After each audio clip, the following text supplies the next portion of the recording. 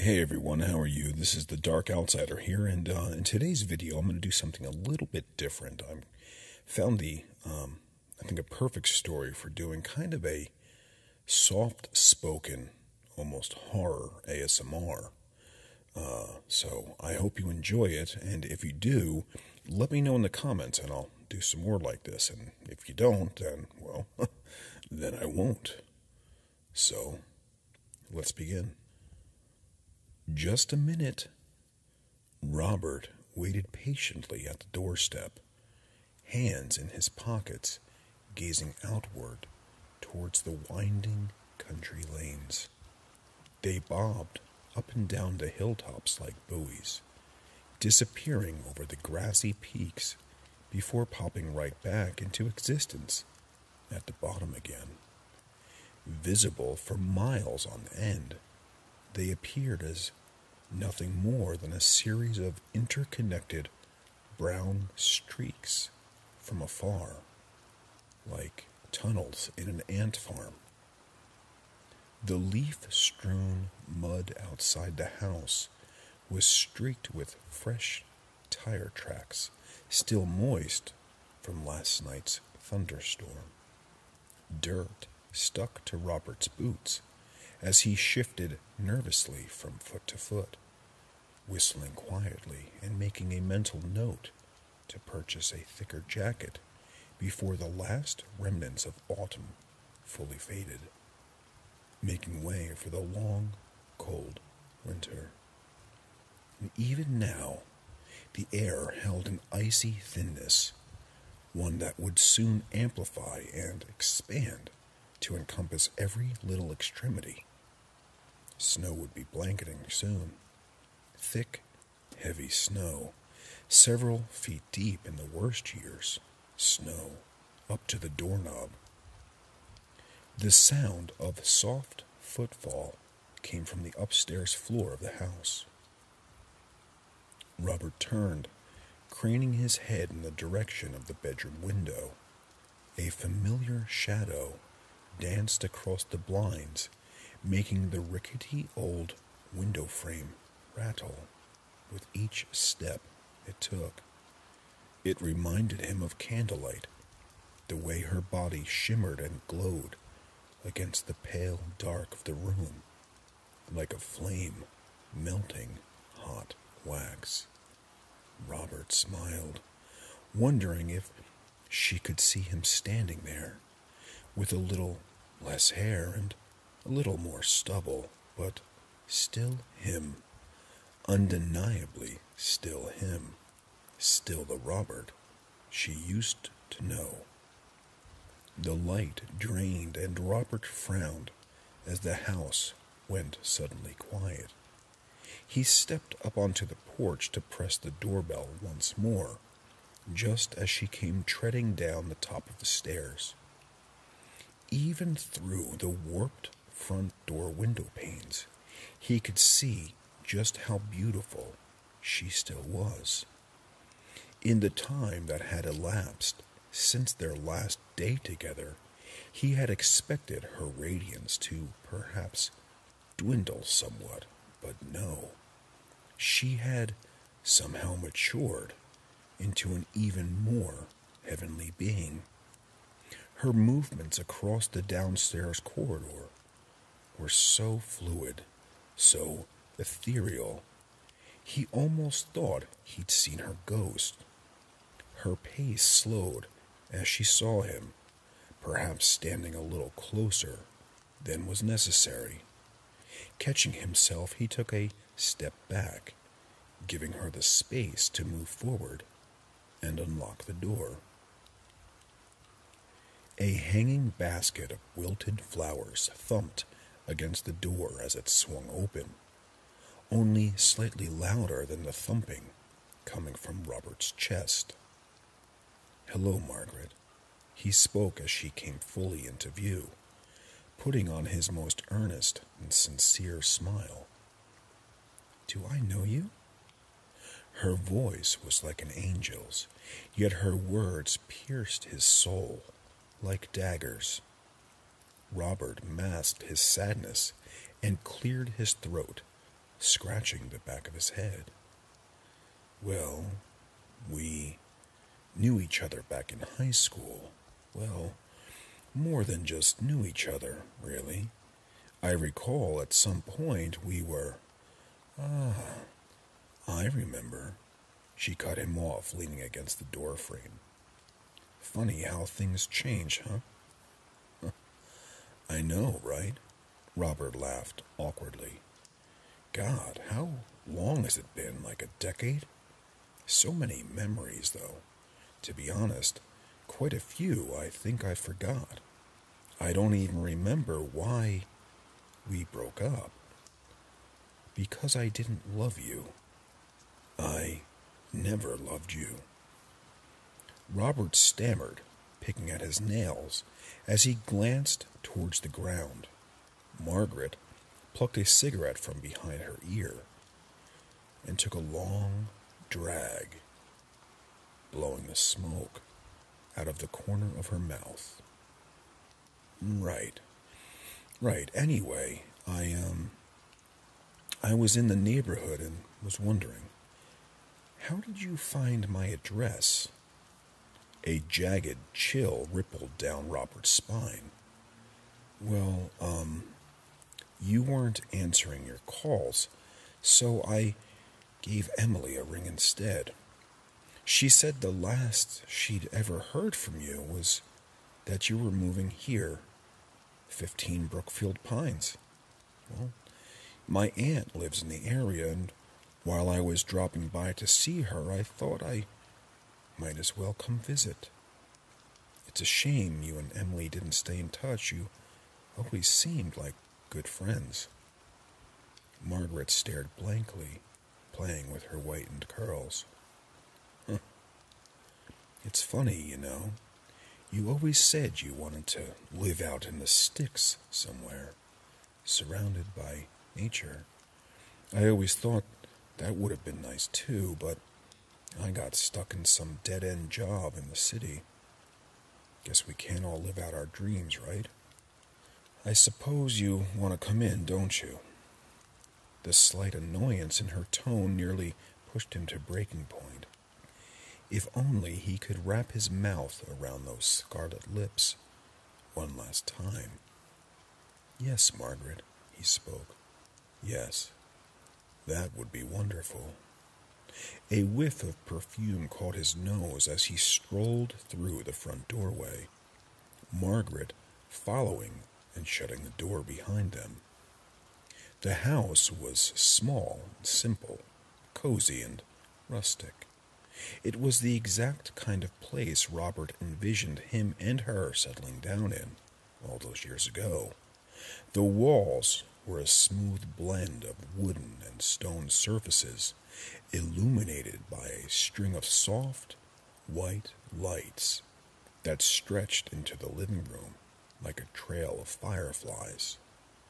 Rich, captivating daylight shone through the windows, bathing Robert in a warm energy that lasted right up until he took a closer look at the glass. It was paradise, and yet he couldn't shake the feeling that he didn't belong there. Him, reflected in the panes, with his thinning looks, thinning smile, wearing a messy hoodie, dirty shoes, and jeans that were too big it wasn't right. He was far past his prime, and she was only just beginning. Robert? He snapped out of his daydream. He was sitting on the living room sofa across from Margaret, a mug in his hand filled with... Sorry, what is this, tea? Peppermint tea, Margaret replied, already rolling another cigarette. Only kind I had left. I had a mug ready to drink before you knocked. It's fine.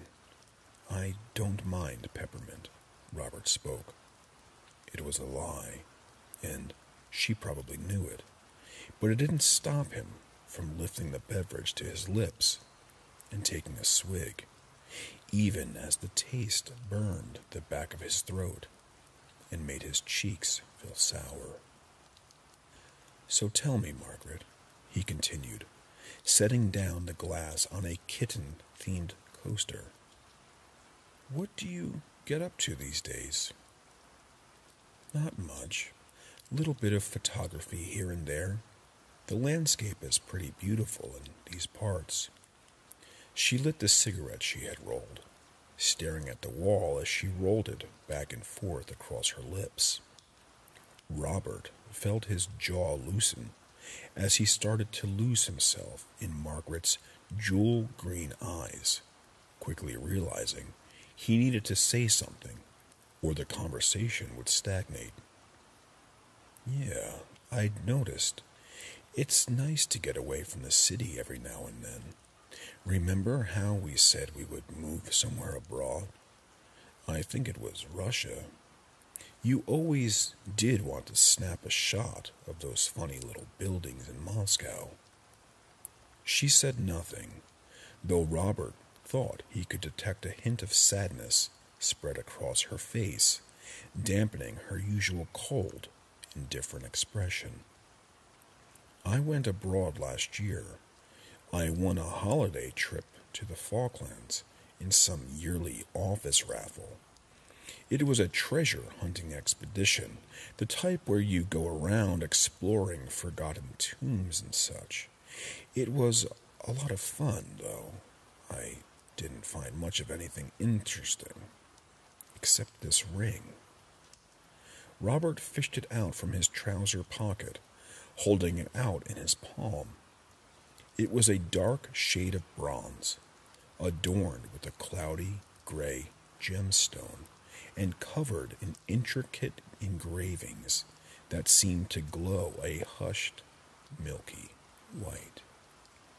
Margaret turned her head, her eyes flaring with subtle curiosity, as she examined the ring, leaning in close to get a good look. "Originally, I was just going to sell it, but no one will buy it.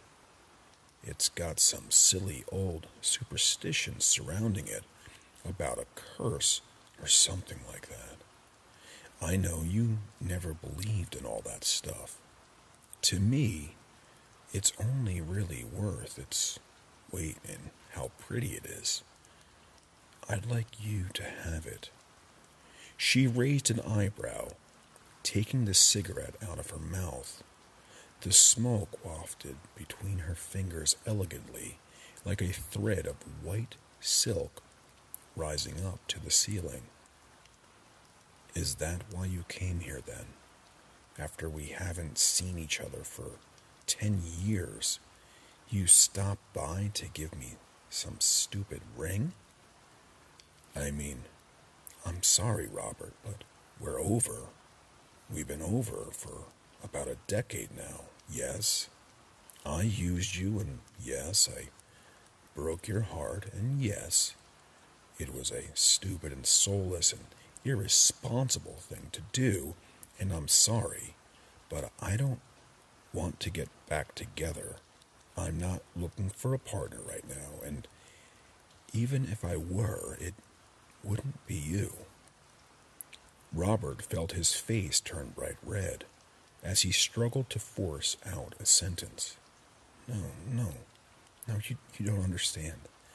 Just consider it all a reminder of all the good times we had together, that's all. I'm not trying to, just please, take the ring. If not for you, then for me. It would really mean a lot.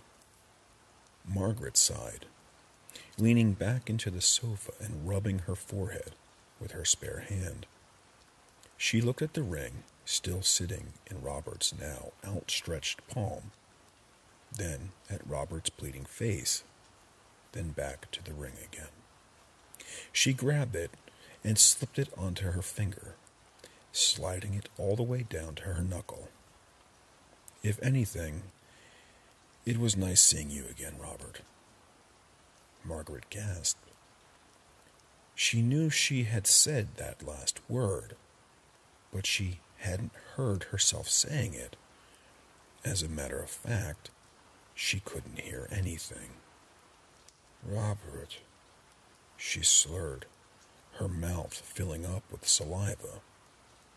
"Robert, what's happening?" She raised her hand to her face.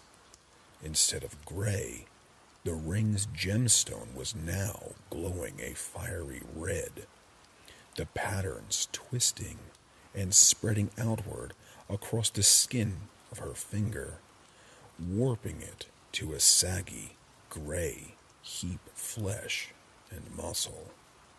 Snot filled her nose in an instant, dribbling onto the floor as it leaked from every pore on her face. "I know you can't hear me," Robert began, standing up, "but I'm sorry you never loved me." Margaret shrieked, but no noise came out. She felt her entire mouth swelling up like a water balloon, filling with more and more saliva, until it was drooling down her chin like the juices of a ripe mango. Hot, slimy earwax dripped onto her naked shoulder, burning and corroding the skin beneath it. "I'm sorry I was never good enough for you or your friends, no matter how hard I tried to keep you happy." Margaret's entire arm was wilting, the skin melting onto the ground as it fell from the bone. The pattern ingrained its way up her shoulder as she tried desperately to wrench the ring off her finger to no avail. Her white, fluffy slippers burst open as sharp, jagged toenails pushed themselves through to the outside, rotten and yellowed. "I'm sorry about that worthless ring, and the one I offered you in that little velvet box on the day we broke up." Margaret staggered to her feet, her vision blurring. Thick clumps of shriveled, discolored hair fell from her scalp, littering the floor. She swayed back and forth as she stood, reaching out for something, anything, to keep her balance. In her daze, her leg caught on the coffee table, and she collapsed onto the ground, slamming her head against the hardwood floor. But I suppose, in some sense, her pale, shrunken legs seized as her splintered skull began to collapse in on itself. Blackened, misshapen teeth went flying from her mouth as the shaking spread all the way to her head. Robert swallowed and crouched beside her decaying body, caressing a strand of mottled hair away from her face. Oh, so delicately. "That ring is priceless to me." The shaking stopped, and all was still. Robert flipped the body over and observed the ring. The fierce red of the central gemstone now having dulled back to its original shade of gray. He reached out to pluck it from the finger, hesitating, as he was only inches away from the flesh. "No," he thought to himself, "she looks much better with it than without." And with that, he let himself out. The caw of a faraway crow echoed across the land as he stepped outside, sucking in another breath of that sweet, unpolluted country air. The revving of his car's engine was a pleasant sound as he hopped back into the driver's seat, catching one final view of the corpse through the living room window, reflected by the dusty wing mirror as he disappeared over the hilltop, the streaky brown path behind him becoming nothing more than a blur.